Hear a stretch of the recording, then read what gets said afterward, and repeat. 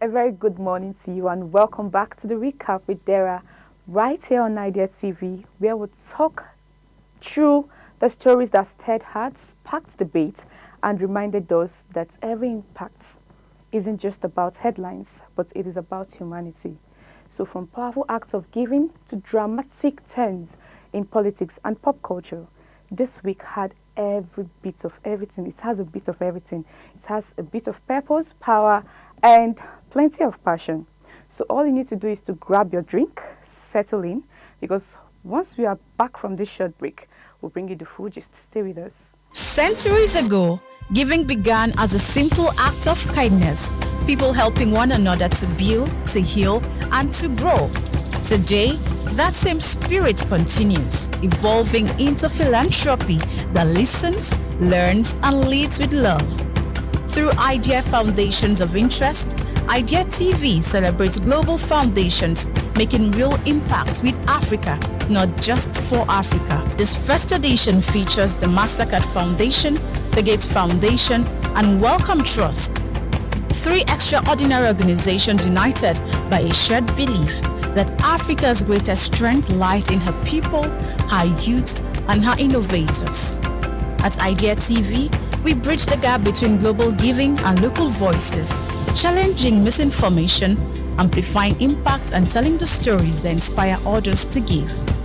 Join the movement.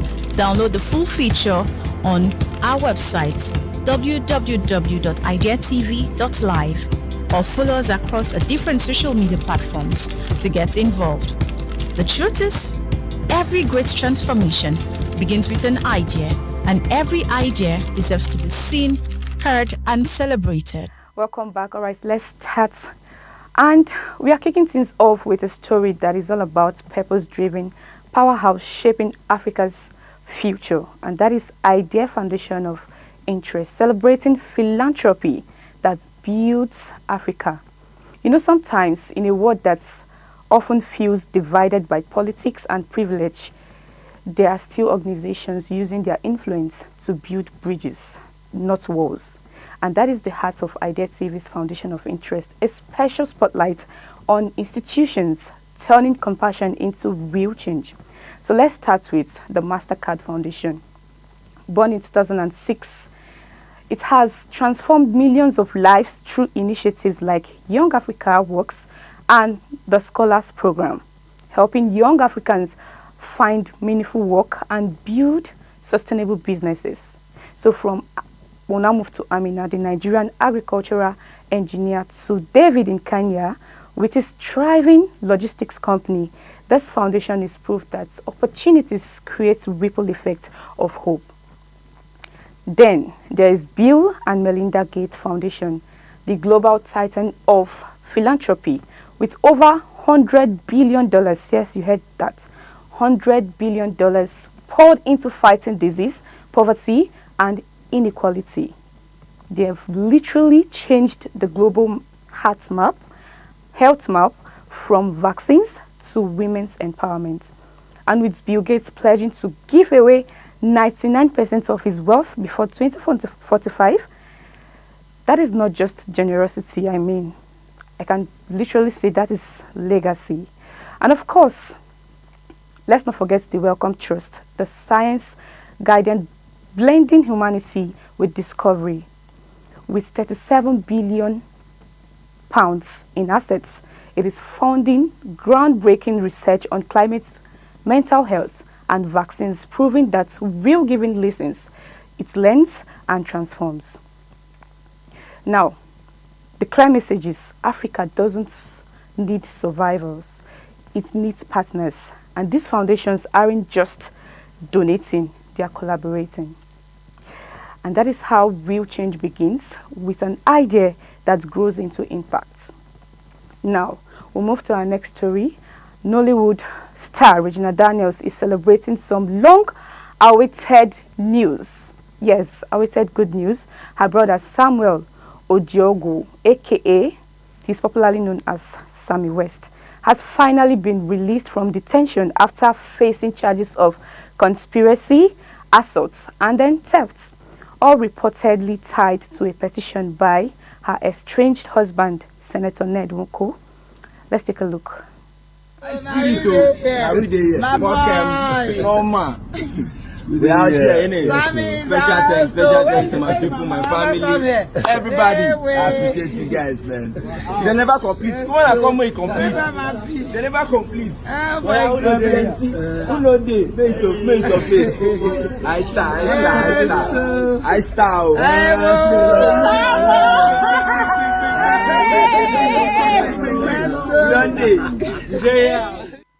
So Regina Daniels has come online to share a teary-eyed post thanking fans and supporters, and jokingly, she said, "Jokes on you, Ned." Now the internet exploded with reactions, some parts relief, some parts gossip, and a whole lot of welcome back, Sammy.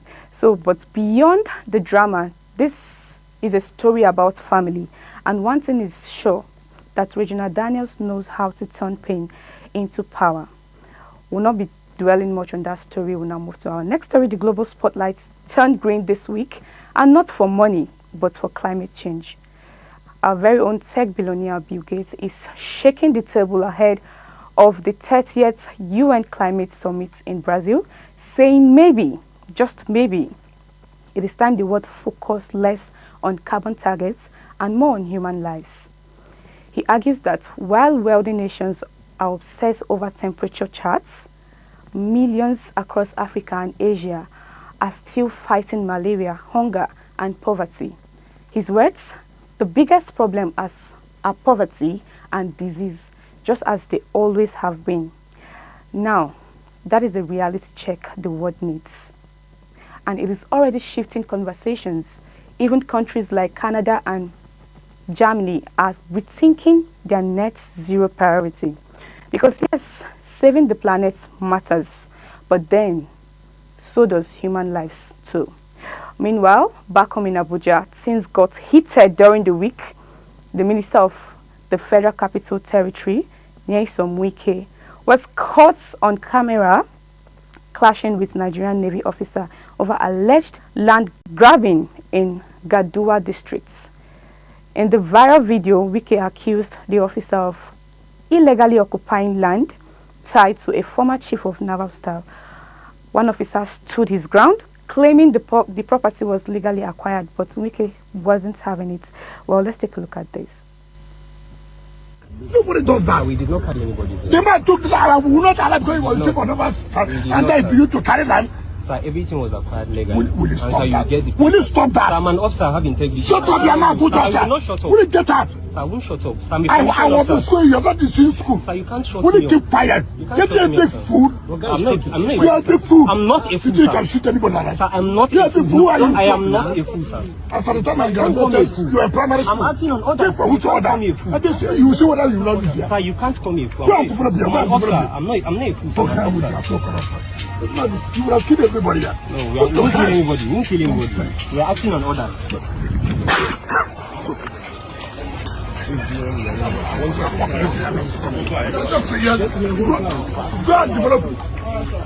Go and develop your right to see you. Regular officer, you won't come and complain. We are going to get out. Well, let's take some reactions on social media. All Progressive Congress, APC, Joe Ibukwe has called for his dismissal if a soldier who clashed with the Minister of Federal Capital Territory, WIKE, during an inspection in Abuja.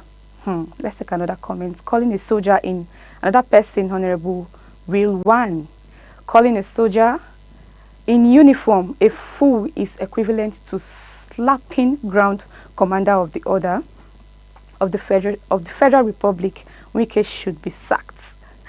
Well, he called it lawlessness. WIKE called this act lawlessness, ordered immediate stop to the construction, and demanded proof of ownership before any work continues.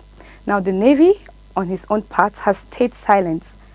But come to think about it, this face-off between the minister and the military has Nigerians talking about power. It has Nigerians talking about land and just how far authority really goes in the capital. Now, to the Eastern Europe, a story that's left hearts very heavy worldwide. A Turkish C-130 military aircraft crashed in eastern Georgia, killing all 20 people on board. The plane had just left Azerbaijan before vanishing from radar. No distress call, no warning, just silence. Hours later, wreckage was found in Songhai near the Georgian-Azerbaijani border. Both countries are now investigating, with early reports suggesting a possible mechanical failure.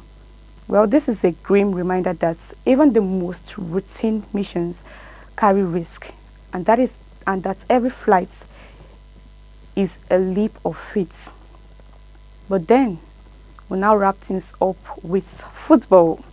Yes, football lovers, you need to gather here because the Super Eagles gave us a match worth shouting about.